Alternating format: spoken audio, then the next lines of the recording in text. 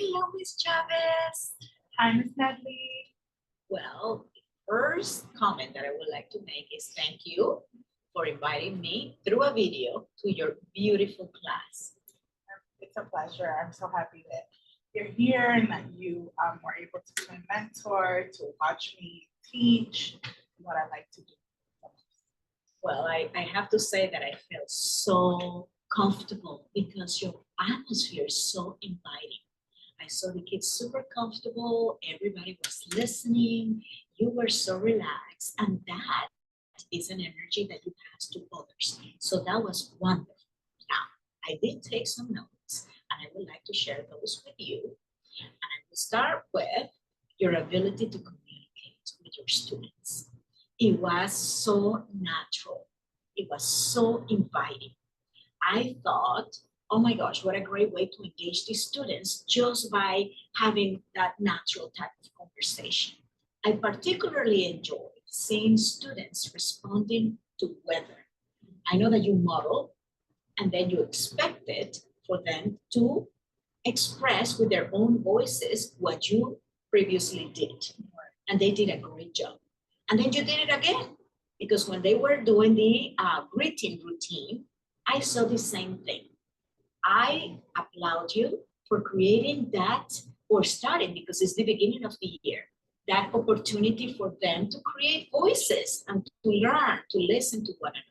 That was fantastic. Now, I would like to ask you, how would you take this environment of listening that comes from a routine or an activity in the morning that is recurring to your content?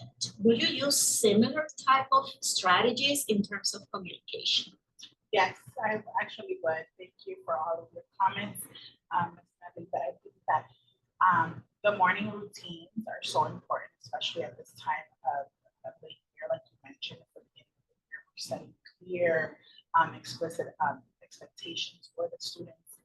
And one of the most important ones that we're working on is listening.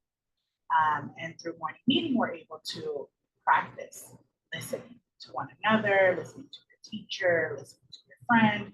I think that through that, I will teach them and guide them into the importance of listening when they go into the content.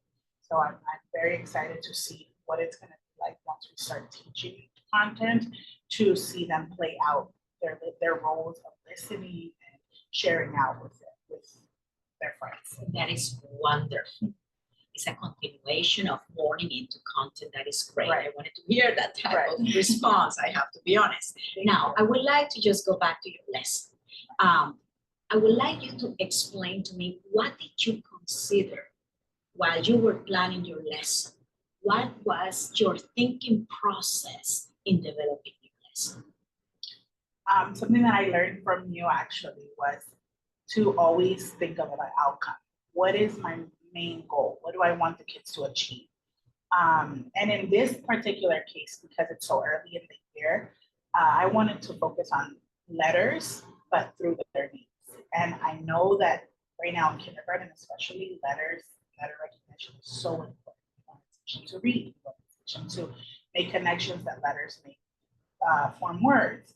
So the first and most important word is their name, right? So we want them to really take that into consideration and notice how their name is spelled and how it starts with an uppercase and then lower cases, and just knowing that they're so important. The main part is not just with letters, but it's them understanding that their name is important because they are important. So they'll make that connection later on, that because they are important, letters are also important. You have to learn. That's beautiful, because you took content and you engaged in a social emotional activity that included that stimulus of definitely engaging with cognitive and also social emotional and other things. I took notice of the use of a plethora of strategies. You use TPR, visuals, songs, hands-on activities in your lesson. Now, it was a great lesson. I really enjoyed it. And I think that your The work of your students will tell you if you met your expectation. Now, you took the time to create a video and you were able to see yourself in action.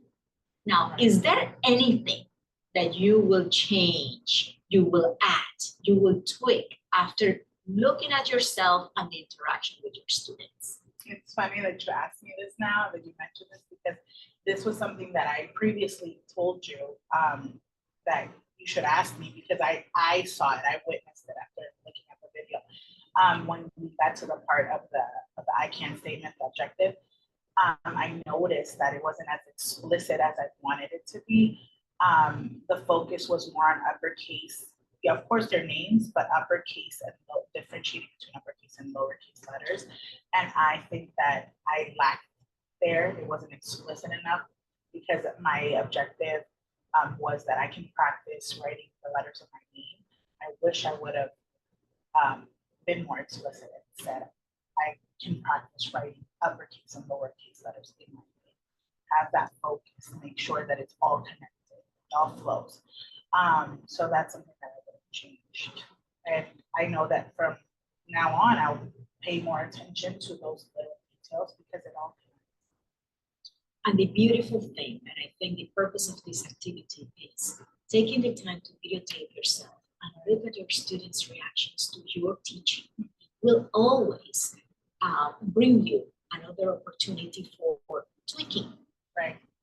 To me, it was a great lesson. However, there you go. Now you know that your next objective will include capitalized words, or using lowercase, or making a distinction of both of those letters. Right. I love that. And I think that that was the fulfillment of this activity. I look at myself all the time. I look at the student work, and that's something that makes us better